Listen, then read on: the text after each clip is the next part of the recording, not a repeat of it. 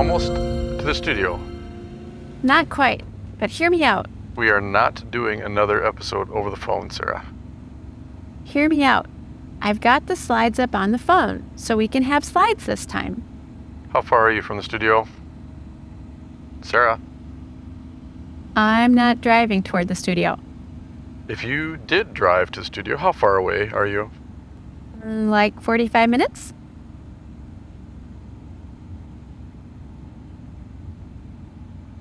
For the longest time, scholars have credited Luther for never wanting to be a Lutheran. They cite a time when he exhorted his followers to never call themselves Lutheran. However, most people don't realize Luther's views on being a Lutheran actually changed. What brought about that change? It was when the Lutherans finally had their chance to put forth their Christian confession at the Diet of Augsburg in 1530. There, they presented to the Holy Roman Emperor a document known as the Augsburg Confession. In order to understand the relevance and significance of the Augsburg Confession, it's helpful to be familiar with three things: the historical events and context that shaped the Augsburg Confession, the documents contributing to the writing, and lastly, the reception and later use of the confession. In this episode, we'll talk about the historical circumstances and events leading up to it. To get a sense of things, it's helpful to look at the decade leading up to the Diet of Augsburg.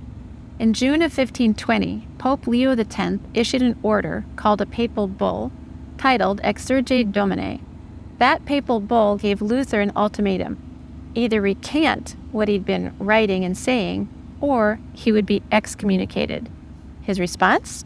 He wrote and published 3 essays that made it crystal clear that not only would Luther not recant, but he was even bolder in his criticism of the papacy and in his proclamation of the gospel.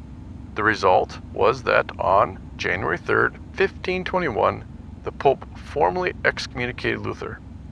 And while that may seem a fairly insignificant thing, in the 1500s, excommunication often carried with it the penalty of torture and death. So, this was a very serious matter indeed. And not only was this a serious matter for Luther, but by 1520, Luther had gained quite a following. The fact that his teaching was condemned meant many who subscribed to his views were also under threat. Thus, the politics surrounding Luther were many. Consequently, the Holy Roman Emperor Charles V called for a diet in the town of Worms to give Luther one last chance to renounce what he had written. Diet just means a formal meeting attended by the princes and other officials. The Pope granted Luther safe passage to the Diet, which meant Luther could travel to Worms without being killed, and Luther arrived there April 17, 1521. There, he was charged with heresy and ultimately refused to recant. As a result of all this, the Pope formally declared Luther a heretic, made it a crime for anyone to own any of Luther's writings, and Lutheran teaching was banned. And on May 8, 1521, Emperor Charles V issued the Edict of Worms, an order that literally put a bounty on Luther's head. Following the Diet, Luther's followers were also declared outlaws, although they were safe as long as they lived in Saxony under the protection of the Elector, Frederick the Wise. Even so, in a sense, Luther was under house arrest from that point forward. He couldn't leave the territory because there was a bounty on his head to be taken dead or alive. The emperor's ability to enforce the Edict of Worms was compromised by a number of factors. Turks were advancing to the north, and the emperor was engaged in battles of his own with the Pope.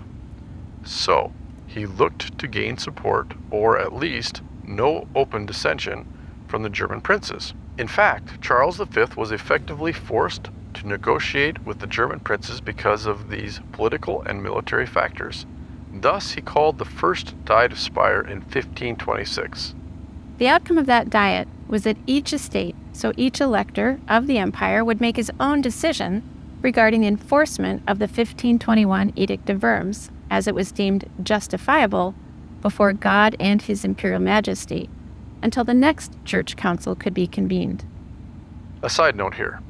A council was the formal gathering of the bishops and theologians to work out these matters.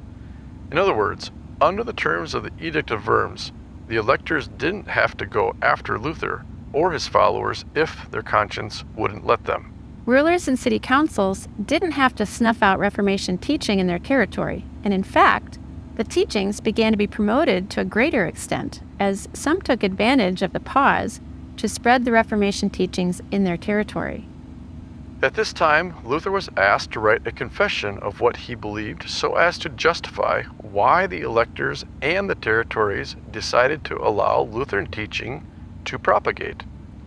Luther did, as it was requested, and so he wrote the Confession Concerning Christ's Supper. Now, as the old adage says, the only constant is change. So, not long after the first Diet of Speyer, Emperor Charles had taken care of the Pope and could begin to focus more of his energy toward Germany. Therefore, he began to exert more pressure on the princes to enforce the Edict of Worms. At the second Diet of Speyer, just 3 years after the first Diet of Speyer, the German princes who defended Luther realized pretty quickly that the promises made at the previous Diet were not going to be kept. Archduke Ferdinand of Austria, who happened to be Emperor Charles' brother, held a very firm line at the Second Diet. The decree issued at the end ordered that all religious innovations must be halted, and the jurisdiction of the Roman Catholic bishops was to be restored. Additionally, the celebration of the medieval Mass was to be reinstated fully, and any preaching or other violations of the decree would be prosecuted. In other words, the Edict of Worms was to be enforced and the Reformation was to be stopped. The result of that decree, and the attempt to stop all preaching and teaching by the evangelicals and anyone else outside of the Romanist Church, was felt on a number of levels.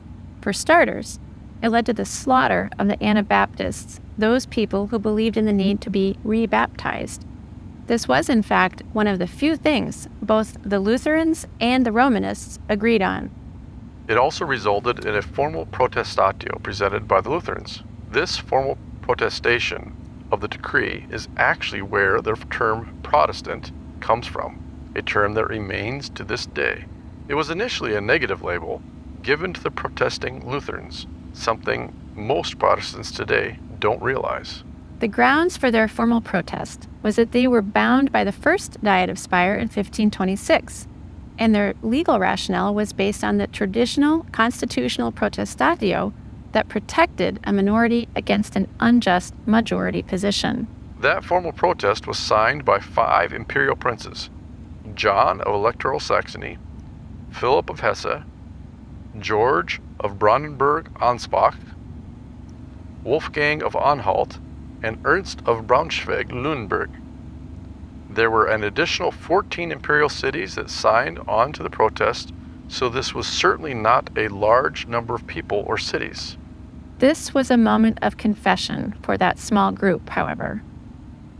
They maintained that evangelical preaching was in accordance with Scripture, and they defended the legality of the reforms that had been introduced, including the reform of the Mass. Ultimately, they defended themselves by confessing that, in matters of God's honor and our soul's salvation, every person must stand before God and give account for himself. From that point on, the lines were drawn, and the distinction would forever remain Protestants versus Catholics. In essence, the Protestants were saying that any changes based upon Scripture were legal in the eyes of imperial law. And so in a sense, they were going to bat for Zwingli and his followers by creating political room for them. And remember, Zwingli and his followers did not have the same beliefs as Lutherans because they did not believe in the real presence of Christ in the Lord's Supper. And while it's tempting to think of that inclusion as a purely altruistic gesture, there were also some shrewd politics at play as well, something we'll take up in a different episode on the Augsburg Confession. Promise me, no more episodes while driving, okay? We need to make sure we're shooting these at the studio. What's that? Sorry, you cut out. Can you say that again? Sarah, promise me. That didn't go that bad, did it? He's exaggerating. These episodes are engaging, right?